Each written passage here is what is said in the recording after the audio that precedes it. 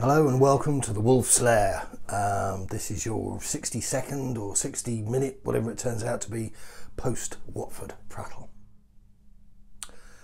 As far as the Watford game went, there isn't really a lot that warrants going through, if only that it would make us all feel a bit glum about ourselves and Spurs generally. I think that's what we call in the religion game a necessary evil.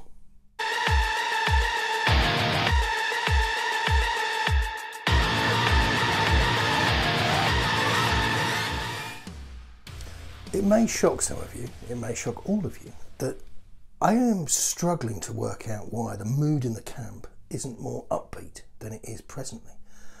For all my deriding of, and they're quite valuable derisions by the way, I'm not doing them for effect, of the Hotspur Way and the new stadium and all of this, there seems to be a split in the fan base, and it's almost like the people who are crazy about iron girders and they don't want to think about anything other than the prospect of being sat there with popcorn and, you know, whatever's on offer. And then there's a whole group of other people, of which I find myself embedded in their camp, who are really struggling to work out where we're going. It almost feels like a bottleneck of angst opposed to, you know, a time for cheerfulness. The Spurs PR machine, struggle to actually put those words in a line. They are selling us the notion that the new gaff and all of its wonderful mercies is part of some cleverly marshalled ongoing evolution. So why is it that we all feel drenched in uncertainty? Well, the answer's pretty straightforward. Yet again, Tottenham have taken their eye off the football. It comes to something when Kyle Walker saw something coming before you did. There is a huge question mark over what's actually happening with the playing personnel. Bonzo's gone. Toby Alderweireld can't buy a game. Danny Rose is unfit, not feeling it.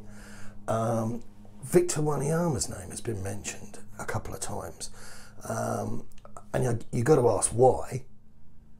Moussa Dembele's on his way to the Knackers yard.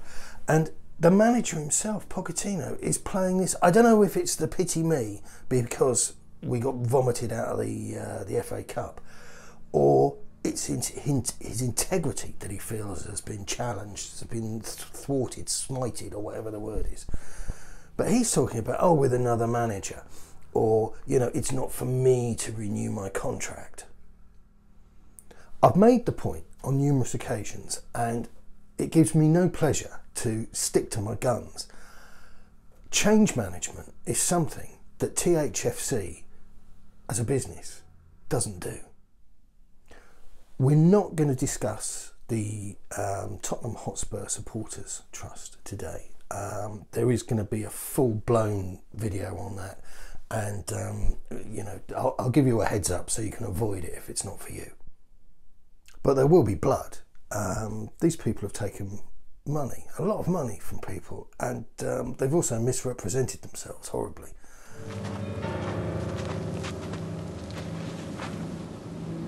When do we get our money, Daniel? But there is a need, and I'm not volunteering, by the way. I've got lots of other jobs. I don't need another job. There is a need for some sort of brokerage, some sort of communication, some meaningful dialogue between the club and the supporters.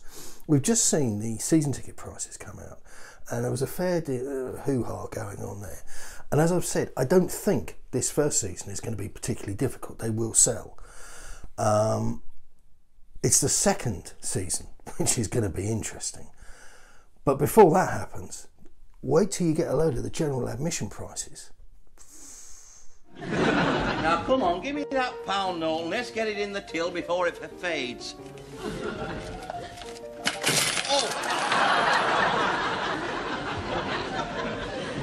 Hey, that reminds me, Jaws is on this week at the Odeon.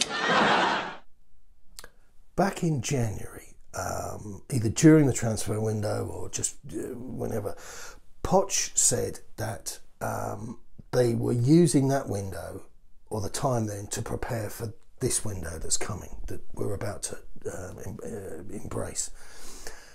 Which is fair enough. So let's not get sidetracked into why does everything take so long, and just accept that it always has done.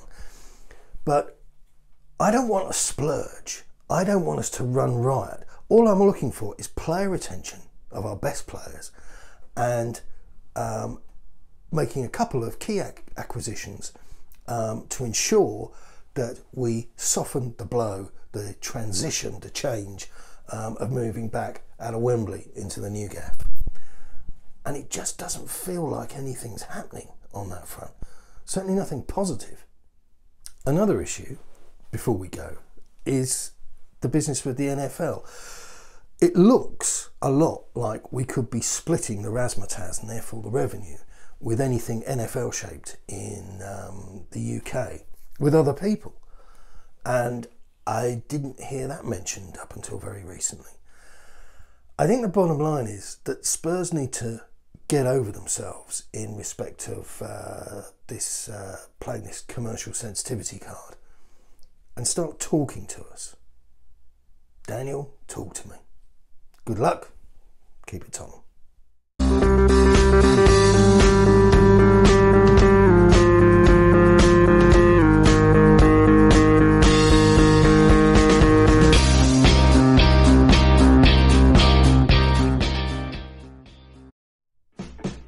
The world's most successful blog now has a vlog. So hit subscribe, ring the bell, do all these things, and you'll get more of this, which you love. Yes, very happy. I think the performance was amazing.